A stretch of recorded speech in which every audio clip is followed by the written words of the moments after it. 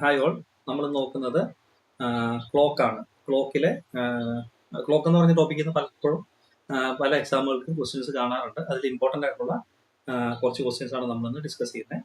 അതിൽ ഈസി ആയിട്ടുള്ള കുറച്ച് ക്വസ്റ്റ്യൻസ് നമുക്ക് നോക്കാം. എളുപ്പമാണ്. ക്ലോക്ക് എന്ന് പറയുന്ന പാർട്ടിയിൽ നമുക്ക് മാർക്ക് മേടിക്കാൻ ഭയങ്കര ഈസിയാണ്. അപ്പം നമുക്ക് നോക്കാം. ക്വസ്റ്റ്യൻസ് എല്ലാം ഭയങ്കര ഈസിയാണ്.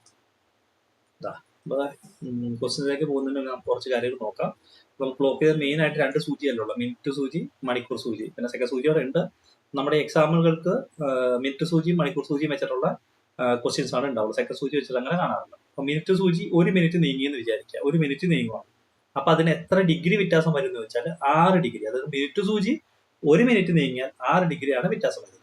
ഇനി മിനിറ്റ് സൂചി 1 മിനിറ്റ് നീങ്ങുമ്പോൾ മണിക്കൂർ സൂചി ഉണ്ടല്ലോ, നമ്മുടെ മണിക്കൂർ സൂചിക്ക് 0.5 ഡിഗ്രിയുടെ വ്യത്യാസമായിരിക്കും വരുന്നത്. മനസ്സിലായോ? അപ്പൊ മിനിറ്റ് സൂചി 1 മിനിറ്റ് നീങ്ങിയാൽ അത് എത്ര ഡിഗ്രി മാറും? 6 ഡിഗ്രി വ്യത്യാസം വരും. മിനിറ്റ് സൂചി 1 മിനിറ്റ് നീങ്ങുമ്പോൾ മണിക്കൂർ സൂചിയിൽ എത്ര വ്യത്യാസം വരും? 1/2 ഡിഗ്രി അല്ലെ, അര ഡിഗ്രിന്റെ വ്യത്യാസമായിരിക്കും ഉണ്ടാവും. ഇത്രേ ഉള്ളൂ. അപ്പൊ മിനിറ്റ് സൂചി 1 മിനിറ്റ് നീങ്ങിയാൽ അത് എത്ര ഡിഗ്രി വ്യത്യാസം വരും? 6 ഡിഗ്രിയുടെ വ്യത്യാസമായിരിക്കും അതിന് വരുന്നത്. മിനിറ്റ് സൂചി 1 മിനിറ്റ് നീങ്ങുമ്പോൾ മണിക്കൂർ സൂചിയിൽ അര ഡിഗ്രിയുടെ വ്യത്യാസം ഉണ്ടാവും. ഓക്കെ. ഇനി ഓരോ മണിക്കൂറിലും മണിക്കൂർ സൂചി 30 ഡിഗ്രി ആയിരിക്കും തിരിയുന്നത്. ഓക്കെ. ഒരു മണിക്കൂർ ഫുള്ള് കഴിയുമ്പോൾ നമ്മുടെ മണിക്കൂർ സൂചി എത്ര ഡിഗ്രി തിരിഞ്ഞിട്ടുണ്ടാവും? 30 ഡിഗ്രിയും. ഓരോ മണിക്കൂറിലും മിനിറ്റ് സൂചി 360 ഡിഗ്രിയും തിരിഞ്ഞിട്ടുണ്ടാവും. ഇത്രയേ ഉള്ളൂ. അപ്പൊ മിനിറ്റ് സൂചി 1 മിനിറ്റ് നീങ്ങിയാൽ 6 ഡിഗ്രിയുടെ വ്യത്യാസം വരും. മിനിറ്റ് സൂചി 1 മിനിറ്റ് നീങ്ങിയാൽ മണിക്കൂർ സൂചിയിൽ അര ഡിഗ്രിയുടെ വ്യത്യാസം. മനസ്സിലായോ? മിനിറ്റ് സൂചി 1 മിനിറ്റ് നീങ്ങിയാൽ മിനിറ്റ് സൂചിയിൽ 6 ഡിഗ്രി വ്യത്യാസം വരുമ്പോൾ മിനിറ്റ് സൂചി 1 മിനിറ്റ് നീങ്ങുമ്പോൾ മണിക്കൂർ സൂചിയിൽ 0.5 ഡിഗ്രി അല്ലെങ്കിൽ അര ഡിഗ്രിയുടെ വ്യത്യാസമായിരിക്കും സംഭവിക്കുന്നത്. ഇനി ഓരോ മണിക്കൂറിലും മണിക്കൂർ സൂചി 30 ഡിഗ്രി തിരിയും. ഓരോ മണിക്കൂറിലും മിനിറ്റ് സൂചി ഫുള്ള് തിരിയൂലേ? ഒരു മണിക്കൂറിലും മിനിറ്റ് സൂചി 360 ഡിഗ്രി തിരിയും അല്ലെ? ഒരു മണിക്കൂർ എന്ന് പറയുന്നത് ഫുള്ള് കറങ്ങി വരണ്ടേ? മിനിറ്റ് സൂചി ഒരു ഫുള്ള് കറങ്ങി വരുമ്പോഴാണ് ഒരു മണിക്കൂർ ആവുന്നത്. അതായത് ഒരു സർക്കിളിന്റെ ഫുൾ ഡിഗ്രി എന്ന് പറഞ്ഞാൽ എത്രയാ? 360 ഡിഗ്രി അല്ലെ? ഒരു ഫുൾ സർക്കിൾ എന്ന് പറഞ്ഞാല് 360 ഡിഗ്രിയാണ്. അതായത് മിനിറ്റ് സൂചി 360 ഡിഗ്രി ആയിരിക്കും തിരിയുന്നത്. ഓക്കെ. ഇനി നമുക്ക് ഡിഗ്രിയുടെ ക്വസ്റ്റ്യൻസ് ഒക്കെ നമ്മൾ അടുത്ത ദിവസമായിരിക്കും ഡിസ്കസ് ചെയ്യുന്നത്. ഇന്ന് പ്രതിബിംബം, അതായത് ക്ലോക്കിന്റെ പ്രതിബിംബം കാണുമ്പോൾ എങ്ങനെയാണ്, പ്രതിബിംബം എന്ന് പറഞ്ഞ ക്വസ്റ്റ്യൻസ് നമ്മൾ കാണാറുണ്ട്. അതെങ്ങനെ ചെയ്യുന്നതെന്നാണ് പഠിക്കാൻ പോകുന്നത്. ഈസി ആയിട്ട് ചെയ്യാം നമുക്ക്. സമയം 7:20 ആയിരിക്കുമ്പോൾ ക്ലോക്കിലെ കണ്ണാടിയിലെ, ക്ലോക്ക് ഒരു കണ്ണാടി കാണുന്നുണ്ട്, അപ്പൊ അതിലെ പ്രതിബിംബം എത്രയായിരിക്കും എന്ന് ചോദിക്കുന്നത്. അത്രേ ഉള്ളൂ. സമയം 7:20 ആയിരിക്കുവാണ്. സമയം 7:20 ആണ്. അപ്പൊ ക്ലോക്കിലെ കണ്ണാടിയിലെ പ്രതിബിംബം എത്രയാണെന്നാണ് ചോദിച്ചിരിക്കുന്നത്. അപ്പൊ നമുക്ക് തന്നിരിക്കുന്ന സമയം 11 മണി താഴെയാന്ന് വിചാരിക്കാം. ഓക്കെ. തന്നിരിക്കുന്ന സമയം 11 മണിയിൽ താഴെ. ഓക്കെ.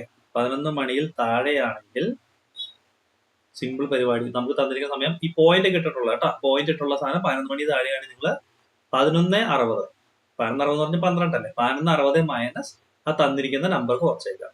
ഓക്കെ. അപ്പൊ 11:60 എന്ന് പറയുന്ന സമയത്തിൽ നിന്ന് ആ തന്നിരിക്കുന്ന സമയം നിങ്ങൾ മൈനസ് ചെയ്യുക. അപ്പൊ എത്ര കിട്ടും നോക്കിയേ? 60 മൈനസ് ഇത് വരും 0 നിന്ന് 0 പോയി 0, 2 6 4, 7 4 11. അപ്പൊ 4:40 കിട്ടും. 4:40 ആണ് നമ്മുടെ ആൻസർ. ഇത്രയുള്ള പരിപാടി ചെയ്യാം. അപ്പൊ നമ്മൾ തന്നിരിക്കുന്ന സമയം 11 മണി താഴെയാണെങ്കിൽ നിങ്ങൾ നേരെ എന്ത് ചെയ്തേക്കുക? 11:60 മൈനസ് 7:20 അല്ലെ? വലിയ സംഖ്യ കുറയ്ക്കാൻ പറ്റൂലല്ലോ നമുക്ക് അല്ലെ? അത് കാണാം. അപ്പൊ 11 മണി താഴെയാണെങ്കിൽ നിങ്ങൾ എന്ത് ചെയ്തേക്കുക?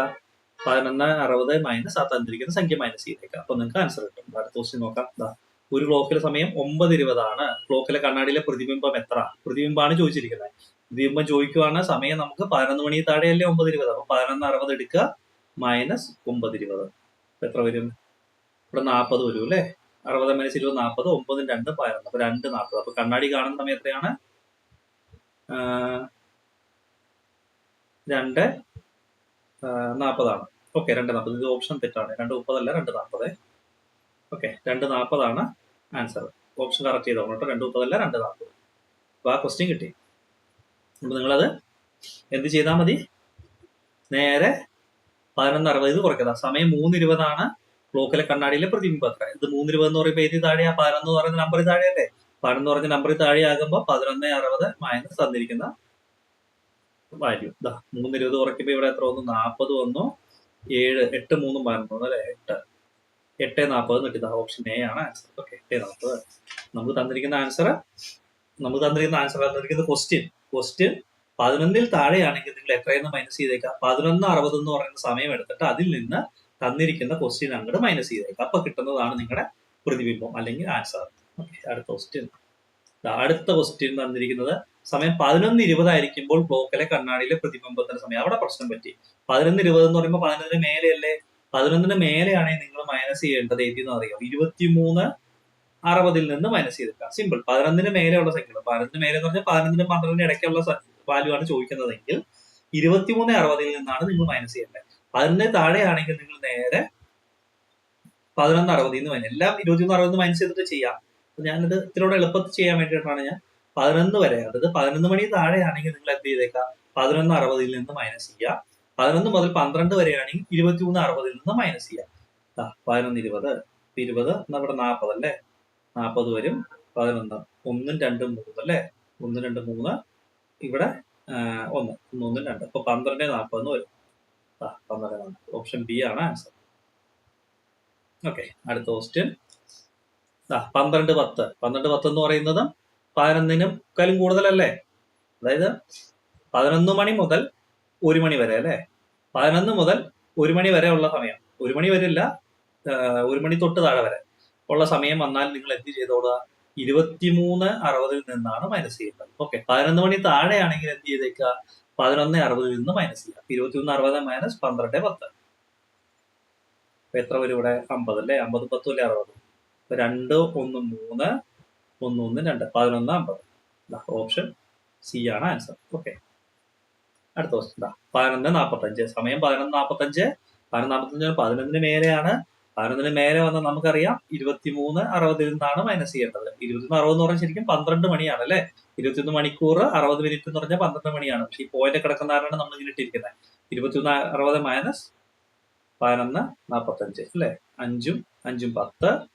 ഇനി 5 1 6 15. 1-നോട് 3 ആവാൻ 2 കൂട്ടണം. 1-നോട് 2 ആവാൻ വേണ്ടിയിട്ട് 1 കൂട്ടണം. അപ്പൊ 12 15. 12 15. ഓപ്ഷൻ ബി ആണ് ആൻസർ. ഓക്കെ, അപ്പൊ മനസ്സിലായല്ലോ. 11-ൽ താഴെയാണെങ്കിൽ എന്തിൽ നിന്ന് മൈനസ് ചെയ്യുക? 11:60 നിന്ന് മൈനസ് ചെയ്യുക. ഓക്കെ, 11:60 നിന്ന് മൈനസ് ചെയ്യുക. 11-ൽ കൂടുതലാണെങ്കിൽ എന്ത് ചെയ്യണം? 23:60 നിന്ന് മൈനസ് ചെയ്യും. ഓക്കെ, ഇനി അടുത്തതാ സമയം 7 ആയിരിക്കുമ്പോൾ ക്ലോക്കിലെ കണ്ണാടിയിലെ പ്രതിബിംബം എത്ര? ഇവിടെ നമുക്ക് പോയിന്റ് ഒന്നുമില്ല. ഇങ്ങനെ പോയിന്റ് ഒന്നും ഇല്ലെങ്കിൽ നിങ്ങൾ നേരെ 12 നിന്ന് മൈനസ് ചെയ്താൽ മതി. 12 മൈനസ് 7 എത്രയാണ്? 7 5 12. 5 നമ്മുടെ ആൻസർ. ഓക്കെ, ഇവിടെ പോയിന്റ് ഒന്നുമില്ല, പോയിന്റ് ഇട്ടിട്ടുള്ള സംഖ്യകളൊന്നും അല്ല. അത് കാരണം നമ്മൾ നേരെ 12 നിന്ന് മൈനസ് ചെയ്യാം. അടുത്ത ക്വസ്റ്റ്യൻ സമയം 3 ആയിരിക്കുമ്പോൾ ക്ലോക്കിലെ കണ്ണാടിയിലെ പ്രതിബിംബം എത്രയാണ്? 12 മൈനസ് 3 9 3 12 അല്ലെ? ഓപ്ഷൻ ബി ആണ് ആൻസർ. നേരെ 12 നിന്ന് മൈനസ് ചെയ്തേക്കാം. പോയിന്റ് ഒന്നുമില്ല നമ്മുടെ. ഞാൻ ഒന്നുകൂടെ പറയാം. 11 മണിക്ക് താഴെയാണെങ്കിൽ നിങ്ങൾ 11:60 നിന്ന് മൈനസ് ചെയ്തേക്കുക. 11:60 നിന്ന് മൈനസ് ചെയ്ത് കിട്ടുന്നതാണ് നിങ്ങളുടെ ആൻസർ. 11 മണിക്ക് മേലെയുള്ള സമയമാണ് നിങ്ങൾക്ക് ക്വസ്റ്റ്യൻ തന്നിരിക്കുന്നതെങ്കിൽ 23:60 നിന്ന് മൈനസ് ചെയ്തേക്കുക. ഇനി നമ്പർ ഇതിൽ പോയിന്റ് ഇട്ടിട്ടില്ല, പോയിന്റ് ഇല്ലാതെ ചുമ്മാ നമ്പർ ആണ്. 4 5 എന്നൊക്കെ തന്നു കഴിഞ്ഞാൽ നേരെ 12 നിന്ന് മൈനസ് ചെയ്തേക്കുക. എത്രയാ? 8. ആൻസർ സി 8 ആണ്. ഓക്കെ, ഇനി 4:10 ഒരു ക്ലോക്കിലെ കണ്ണാടിയിലെ പ്രതിബിംബത്തിന്റെ സമയം. അപ്പൊ പ്രതിബിംബത്തിന്റെ സമയമാണ് നിങ്ങൾക്ക് തന്നിരിക്കുന്നത് 4:10. യഥാർത്ഥ സമയം ഒന്നും ചെയ്യേണ്ട, നിങ്ങൾ നേരത്തെ പോലെ തന്നെ 11:60 മൈനസ് 4:10 എത്ര വരും? 50. 7 4 11 7:50. 7:50. ഓപ്ഷൻ എ ആണ് ആൻസർ. സിമ്പിൾ അല്ലേ ചെയ്യാനായിട്ട്? ഇത്രയേ ഉള്ളൂ, ഒറ്റ സ്റ്റെപ്പേ ഉള്ളൂ. കണ്ണാടിയിലെ പ്രതിബിംബം നിങ്ങൾക്ക് തന്നിട്ടുണ്ട് 5:30. യഥാർത്ഥ സമയം കണ്ടുപിടിക്കാൻ 11:60 മൈനസ് 5:30 എത്ര വരും? 30 30 60 അല്ലേ? 30 30 60 6 5 11. അപ്പൊ 6:30. 6:30 ഇത്രയേ ഉള്ളൂ. 11:60 മൈനസ് ആ തന്നിരിക്കുന്ന സംഖ്യ മൈനസ് ചെയ്തേക്കാം. സംഖ്യ എല്ലാ സമയം. കണ്ണാടിയിലെ പ്രതിബിംബത്തിലെ സമയം 9:20 ആണ്. യഥാർത്ഥ സമയം എത്ര? നമുക്ക് എത്രയായിട്ടുള്ളത്? 11:60 മൈനസ് ചെയ്താൽ പോരെ? 11:60 മൈനസ് 9:20 എത്ര വരും? 20 60 ആണ് 40. 9 2 11. അപ്പൊ 2:40 ആണ് നമ്മുടെ സമയം. അടുത്തത് ഇനി നമ്മളൊരു ക്ലോക്ക് കണ്ണാടിയിൽ എത്ര പ്രാവശ്യം കണ്ണാടിയിൽ പ്രതിബിംബിച്ച് കാണിക്കുകയാണ്, പ്രതിബിംബം വരുവാണ്, എത്ര പ്രാവശ്യം കൃത്യസമയം വരുമെന്ന് ചോദിച്ചു കഴിഞ്ഞാൽ നിങ്ങൾ ഓർക്കുക 4 പ്രാവശ്യമായി. കാണാതെ പഠിച്ചു വെച്ചേക്കുക 4 പ്രാവശ്യം. അതായത് കണ്ണാടിയിലെ പ്രതിബിംബത്തിലെ സമയം കൃത്യമായിട്ട്, അതായത് ആ സമയവും നമ്മൾ നേരെയുള്ള സമയവും പ്രതിബിംബത്തിലെ സമയവും നോക്കിയാൽ സെയിം തന്നെ കിട്ടുന്ന 4 പ്രാവശ്യമായിരിക്കും. അത് എപ്പോഴാണെന്നറിയോ? 6 AM, 12 AM, 12 PM, 6 PM വരെ.